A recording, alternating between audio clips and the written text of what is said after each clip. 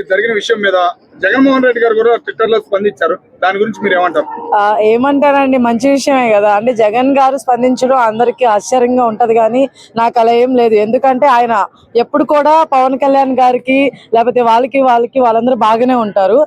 మనం ఇక్కడ కొట్టుకొని వస్తుంటాం ఎవరైనా సరే. ఎందుకంటే ఇప్పుడు జగన్ గారు ఓడిపోయినా సరే ఆయన ఓడిపోయినట్టు నేను ఎప్పుడు అనుకోలేదు. ఆయన కింద వాళ్ళ వల్ల ఆయన ఓడిపోవడం జరుగుతుంది తప్ప ఆయన మంచి వ్యక్తే. సో అలానే ఇప్పుడు పవన్ కళ్యాణ్ గారు కూడా జగన్ గారు బర్త్డే వచ్చినప్పుడు కూడా విష్ చేశారు. అలా చంద్రబాబు నాయుడు గారు కూడా సేమ్ అన్నమాట. ఇక్కడ జనాల కోసం ఏమైనా ఇష్యూస్ వచ్చినప్పుడు వాళ్ళు గొడవలు పడి కొంచెం తిట్టుకుంటారు తప్ప వాళ్ళకి మధ్య ఏమి ఉండవు అనమాట. సో పవన్ కళ్యాణ్ గారు తొందరగా కోలుకోవాలని కోరుకుంటున్నాను.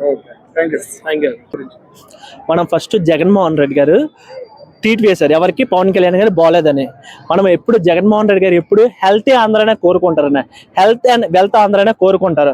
మనం ముందుగానే గమనించాం. జగన్మోహన్ రెడ్డి ఎలక్షన్ టైంలోన విజయవాడ వెళ్తే ఎవరో కోపం మీద ఏదో సంథింగ్ అయితే అతనికి చిన్న ఇన్సిడెంట్ అయింది, కళ్ళ మీద దెబ్బ. అప్పుడు పవన్ కళ్యాణ్ వెకిలి చేశాడు, ఎందుకు జగన్మోహన్ రెడ్డికి దెబ్బ తేలిసరికి మీరు ఎంత ఫీల్ అయిపోతున్నారు, రాష్ట్రంలో ఎన్నో ప్రాబ్లమ్స్ ఉన్నాయని అతను చెప్పారు.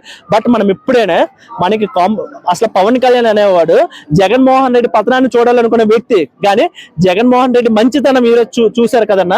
అతను ఎప్పుడు ఒకటే మెంటాలిటీ అన్న, మనము 10 రూపాయలు ఇచ్చినా 10 రూపాయలు ప్రజలకి చేరాలి, ప్రతిదీ పీపుల్ కి వెళ్ళాలి, అది అతని ఉద్దేశం అన్న. అయితే ఈరోజు ట్వీట్ ఎందుకు చేశారంటే, అతనికి ఎప్పుడు డీసీఎం గారు కొన్ని మంచి చేయొచ్చు, చెడు చేయొచ్చు, చెడు చేసినా మంచి చేయనా ప్రజల కోసం నిలబడ్డారు. ఎంతో కష్టపడి ప్రజల కోసం గెలిచారు, ప్రజల కోసం నిలబడ్డారు. అతను మంచి హెల్తీగా వచ్చి ప్రజలకు మంచి చేస్తారనే ఆశతోనే త్వరగా కోలుకోవాలి, హెల్తీ ఆంధ్రప్రదేశ్ చూడాలి అని జగన్ గారు ఆశతోని ట్వీట్ చేశారని నేను అనుకుంటున్నాను అన్న. కానీ is a leader for born for poor people అన్న. Is good person. ఎప్పుడు హెల్తీ ఆంధ్ర కావాలని కోరుకునే వ్యక్తి కాబట్టి ఇన్ని కష్టాలు ఉన్నాయి. జగన్మోహన్ రెడ్డి పతనాన్ని చూడాలనుకున్న వ్యక్తికి కూడా అతను మంచి చేయాలనుకున్న అప్పుడే మనకు అర్థం తెలుస్తుంది అన్న. Is a person. Jaganmohan Reddy 2019లో రాష్ట్రం విడిపోయినాక ఆయన వారి తండ్రి గారు మంచితనాన్ని బట్టి ఆంధ్ర రాష్ట్రానికి సీఎం అయింది అన్న. ఎందుకంటే ఆయన మంచితనాన్ని బట్టే ఓట్లు వేశారు జనం. ఆ గుణంగా పరిపాలన కూడా మంచిగా వేసిండు. పిల్లలకు చదువు విషయంలో, ఇంగ్లీష్ మీడియం విషయంలో చాలా సాయం చేసిండు అన్న. అమ్మ ఒడి కానీ చాలా మంచి పథకాలు చేపట్టి ఆంధ్ర రాష్ట్రాన్ని ఒక 4.5 సంవత్సరం మంచి పరిపాలన చేసిండు అన్న. అయినా కూడా ఆయన ఓడిపోయినా కూడా ఏం బాధపడలే.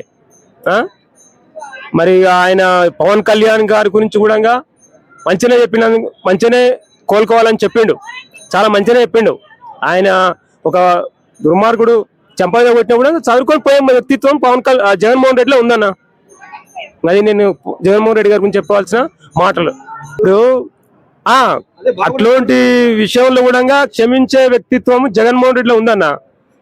ఆయన ఏంటంటే ఆయన సంక్షేమ పథకాలను బట్టి జనాలు ఆయనకు ఓట్లు వేశారు.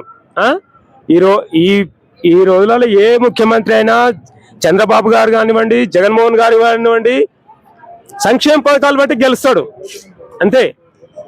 ఇప్పుడు ప్రజలకు మంచి చేయాలనే ఉద్దేశంతో జగన్మోహన్ రెడ్డి గారు వచ్చిండు. కానీ ఆయనకు గెలవాలని కూడా ఉద్దేశం లేకుండా ఆనందించే వ్యక్తి ఆయన. నాకు అధికారమే ముఖ్యమని అనుకునే వ్యక్తి కాదు జగన్మోహన్ రెడ్డి. కానీ కొంతమంది అధికారమే తన ధ్యేయంగా భావించి కుట్రలకు పాల్పడి ఇలా రాష్ట్రాన్ని భంగం పట్టిస్తున్నారన్నా. అది నేను చెప్పవలసిన మాటలన్నా. అంటే కొంతమంది ఉంటారన్నా, ఏ పార్టీలైనా సరే కొంతమంది ఉంటారు. ఇప్పుడు అవతల అది మొట్టమొదటిలో వాళ్ళు పెద్దోళ్ళు మంచోళ్ళు అయినా కూడా అందులో కొంతమంది ఎవరు చెడ్డోళ్ళు ఉంటారు. ఎందుకంటే పార్టీని బదనాం చేయడానికి ఇప్పుడు మంచి చేస్తూ ఉంటారు, అవతల జనాలకి సంక్షేమ అనుకుంటా చేస్తుంటారు. అది ఆయన తప్పు కాదు కదన్నా.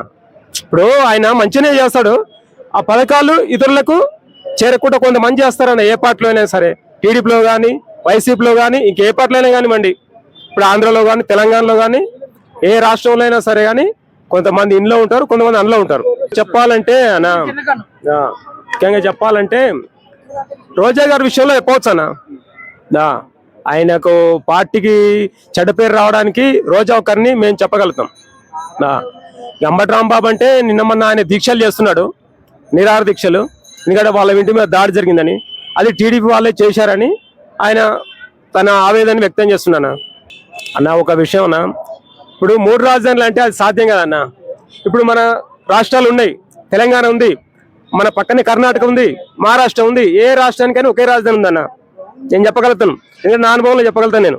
ఇప్పుడు తెలంగాణకి హైదరాబాద్ రాజధాని ఉంది, ఇప్పుడు ఆంధ్రప్రదేశ్కు అమరావతి రాజధాని. ఎందుకంటే రాజధాని ఉన్నప్పుడు అసెంబ్లీ కానీ సచివాలయం కానీ ఇకపోతే హైకోర్టు కానీ ఒకే దగ్గర ఉంటాయి కన్నా. ఇప్పుడు ఒక సమస్య నుంచి వస్తారు కొంతమంది, ఇప్పుడు కోర్టుకు వస్తారు కొంతమంది, కోర్టుకు అక్కడికి వెళ్ళిపోతారు. అసెంబ్లీ విషయంలో కొంతమంది వస్తారు, అక్కడ అన్ని పనులు అయిపోతాయి. ఇప్పుడు ఒక విషయం ఒక దగ్గరికి, ఒక విషయం ఒక దగ్గర పోవడానికి ఆ టైం ఉండదు అన్న, అందుబాటులో ఉండదు.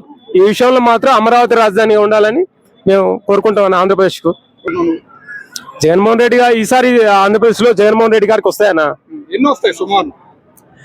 జగన్మోహన్ రెడ్డి గారికి 150 సీట్లు వస్తాయన్నా. మళ్ళీ 150 వస్తాయన్నా ఈసారి తప్పకుండా.